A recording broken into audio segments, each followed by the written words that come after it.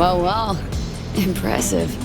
Back in 2023, CD Projekt Red, the developers behind Cyberpunk, released what they said was going to be the last patch ever for the game, patch 2.1. And yet in 2025, we just got yet another patch, 2.3, one that came after the last patch, which would make this one the last patch ever? Somehow, I think that we've not seen the last of the patches for Cyberpunk, and that all comes down to just how much love the game has received thanks to the Phantom Liberty DLC, as well as the widely acclaimed Edgerunners anime that went off on Netflix. Not to mention just how much these subsequent patches have actually improved the game. And while it certainly will never live up to some expectations for it being a full RPG in the Cyberpunk universe, its depth of world building and storytelling has continued to fascinate new fans as they come on board, as the topics the game touches on always feel ever more relevant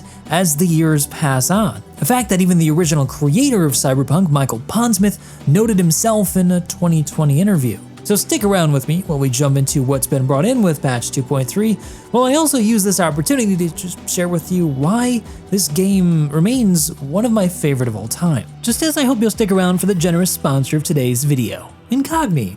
My audience is a smart crowd, and I know you guys already know that being online means your personal info, like your social security number, employment history, address, and more, are being collected and sold by companies to adjust things like your credit score and other crappier things. And you also probably know that when they inevitably get hacked, your identity and other information will be in the hands of people you don't want it to be in the hands of. This actually happened to me a few years ago, and it really sucked. What you might not know though is that there's a way where you can use laws that can force these companies to delete your information, and Incogni's service knows exactly how to automatically reach out and use those laws whenever it catches your information and tell the company to get rid of it. When I signed up, I found out that there were over 90 companies with my personal info, so it's no wonder that I kept getting invited to join scam investor groups. And they've also introduced a new unlimited and family plan in 2025, giving you more control over protection, allowing you to point to any people search website where your info is visible, and one of their privacy agents will take care of the rest for you. So if you want a little bit more peace of mind knowing that your information isn't getting into the wrong hands,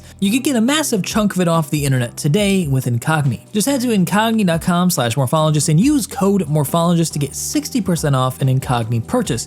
And don't worry, if it's not for you, you can always get your money back with their 30-day money-back guarantee. That's incogni.com/morphologist and use code morphologist.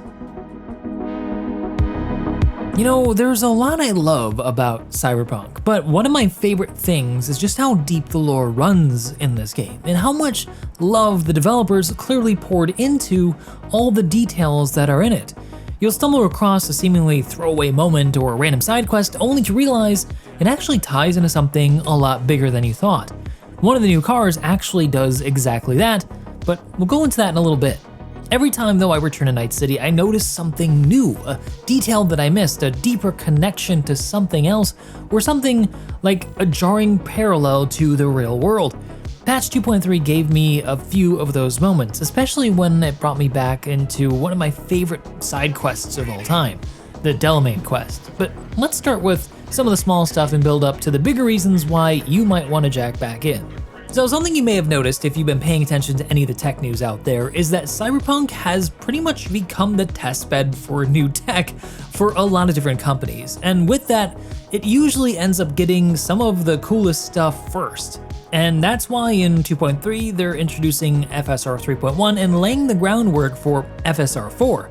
They're also adding in Intel XeSS 2.0 and implementing HDR10+, so if you've got a fancy display, Night City is going to get a lot brighter for you. Mac users are also going to get a little bit of action in on this patch, with 2.3 bringing in native support for Apple Silicon, which means if you're running on one of those newer M-series chips, you'll be able to play the game. And console chooms are getting their own variable refresh rate support on the PS5 and Xbox Series consoles, alongside an HDR calibration update to the tools. But it's not just fancy tech, there's also a little bit of romance in the patch. Cyberpunk 2.3 adds in some new features to allow you to dismiss Johnny from the passenger seat if you don't want him riding along with you, you monster. And they've added some love interest interactions, which have been tweaked with dialogue reading is just maybe a little bit more natural. Your choices will now subtly also shape the way things play out, so pay attention to how you talk to your virtual lover. Hangouts and text combos should then feel more polished. Nothing groundbreaking here, but it does add a bit of flavor if you're into that side of the game. I know one thing I'm personally really into is just how good the world of Cyberpunk actually looks, even if it's a dystopia, for people like me and maybe like you. So they've added more crystal coat and twin tone paint options to apply to more vehicles, including motorcycles, and they also added a batch of new color variations you can pick up across the city for existing models like the Mizutani model line and the Villafort model line. And just to say true to the lore, cheaper brands now also have a hacked version of the crystal coat system. It doesn't look half bad actually, and it does work, so I guess it gets by.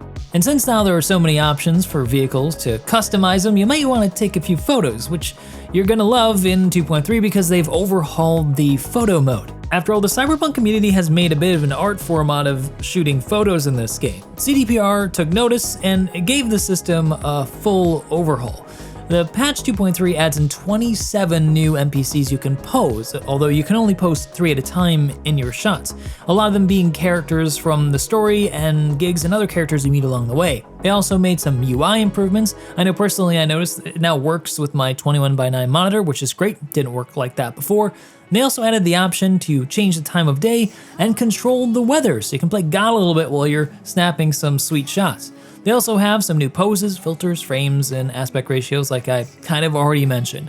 One of my favorite additions though is the game speed slider. So before, when you took photos, the world would pause, but now you can actually speed it up so you could just watch it roll by as you take some shots or record like I'm doing in my case for getting some premium B-roll. But if you thought that was good, things are about to get a lot better.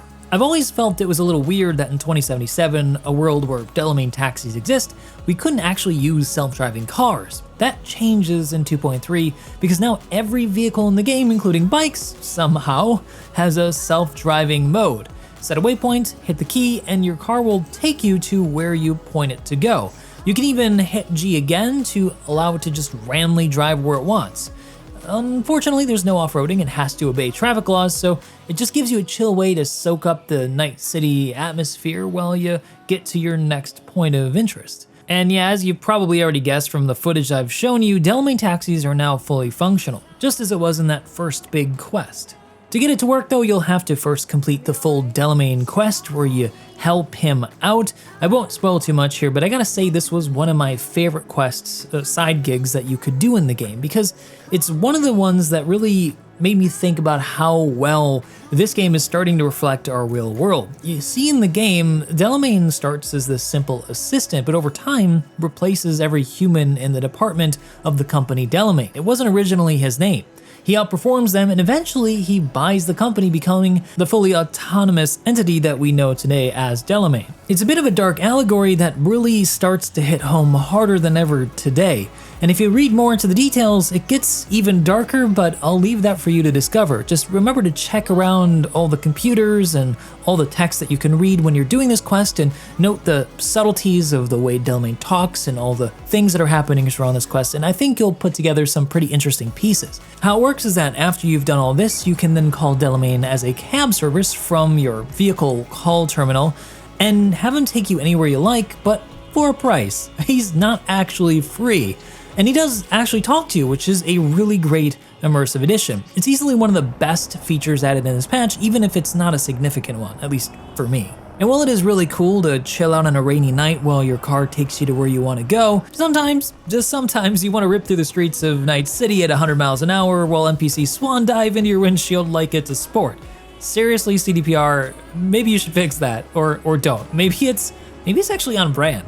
So patch 2.3 adds in 4 new vehicles, and each have their own rich questline, save for one. So let's start with the one that's probably my favorite of the bunch, the Yaiba ARV Q340 Semimaru, or we'll just call it the Yaiba Semimaru because the numbers are a little too long. It's a rare sports car from a manufacturer that's mostly been known for superbikes in the Cyberpunk universe, and if you're a fan of the Cyberpunk comic book anthologies, you might recognize it as the signature ride of a street racer named Mint. So if you're into that, pay attention to the details because there's a lot of little connections from that series. To be able to get access to the side gig that gives you this ride, you're going to have to have first completed 2 quests. The first one is related to Jefferson Perales, the soon-to-be mayor of Night City. After you encounter him, you'll be introduced to River Ward, who is a detective for the NCPD. He'll later invite you to help him investigate a cold case involving his lost nephew, which will be called The Hunt. This is the one you need from him. The second one is the Beast in Me questline, which starts after you save Evelyn Parker. Claire, the bartender from the afterlife, will reach out to you about a side gig regarding racing. You'll need to do a bunch of races with her, culminating in a storyline around her past, which is, like many of the stories in Night City, a pretty dark one that gives you some options to make the best of a bad situation. With both of those out of the way, Ward will message you about a side gig regarding a stolen vehicle, and this will lead you to the Semimaru. Next up is the Rayfield Caliburn Mordred, a one-off armored version of the already over-the-top Caliburn hypercar you may have already picked up. This thing was made for someone very important, and while I won't ruin the surprise, it does tie into some pretty big beats in the main story. To unlock it, you'll need to complete 2 of the street races from the Beast in Me questline, specifically the Badlands one and the Santo Domingo one, plus 2 main missions, Transmission, which starts after the Grand Imperial Mall job with Brigitte, and Search and Destroy, which involves Takamura and Hanako. Once all of those are squared away, you'll get a call from the fixer El Capitan, who will send you on what seems to be a typical auto-fixer gig until it very much isn't. And just to give you a heads up here, when it comes down to actually getting into the Mordred later on, don't overthink it. The solution is a lot simpler than it might seem. It's just about timing and approach. Hope that helps you out. Now, if you're into those 2-wheeled types of vehicles, then you might also like the Yaiba ASM R250 Muramasa. Let's just call it the Muramasa bike from here on out. God, these names are so long. Not only is it sleek and fast, but it also lets you customize it a bit beyond just the paint job, so it's an interesting addition to the game that I wish they would do more of for the other vehicles. So, maybe in a further update they might do this? Well, who knows? I hope so. Unlocking it does take a little work though. First, you'll need to have purchased at least 1 Yaiba vehicle from the auto fixer and own a total of 3 cars bought from the fixer overall. You also will need to have completed the lesser known side gig, Reported Crime, You Play With Fire. You'll have to get this by investigating a crime scene near the H-shaped building in the Westbrook district. After that, go to sleep in your apartment for the night and then check your email in the morning. If you've done everything right, you'll have received a VIP offer from Yaiba inviting you to this big event, which they're going to reveal the Muramasa at. It's a fun little gig with some creative side flair, and if you're not a bike person, it's still absolutely worth doing. Just make sure you've got 95,000 eddies saved up before you head on out, or you're gonna have to wait until you save up that money to finish the last part of this. Finally, there's the Chevilian Legatus 450 Aquila, keeping with the long name trend. And this is one for the drive through the wall and ask question later's type of player. It's a massive, heavily armored truck designed specifically to smash through anything in its path. And the best part? No quest for it, you just go and buy it and it's yours. Sometimes simple is better, especially when it's a lot of fun. Now, all of this could have been a solid patch on its own, but what made me stop and reflect wasn't just the features, it's what they reminded me of. Replaying the Delamain quest on a new character reminded me why Cyberpunk 2077 continues to feel so relevant even today. It actually feels more relevant than ever, and I suspect will continue to become more and more relevant as years pass on. The story of an AI replacing its creators, gaining sentience, and buying the company, it's dystopian, sure, but it feels really, really close. Mike Pondsmith, the creator of the Cyberpunk universe, has said himself, Cyberpunk isn't meant to be aspirational, it's actually a warning, and yet, just like Johnny says in the game, for some reason I keep getting drawn back to it just like moths to a neon flame. But maybe that's the point. The world is broken, yeah, but the stories in Cyberpunk often carry threads of hope, a suggestion that even in the darkest places, the right choice might still matter, and that maybe, just maybe, we don't have to follow the same path. Sometimes all it takes is unplugging, slowing down, and really seeing the people around us. So what do you guys think of patch 2.3? Did you try it for yourself? Did it entice you to finally get into Cyberpunk and play through the story? Let me know down below how you guys are liking it. And as always, if you liked the video, you know what to do. Hope to see you in the next one.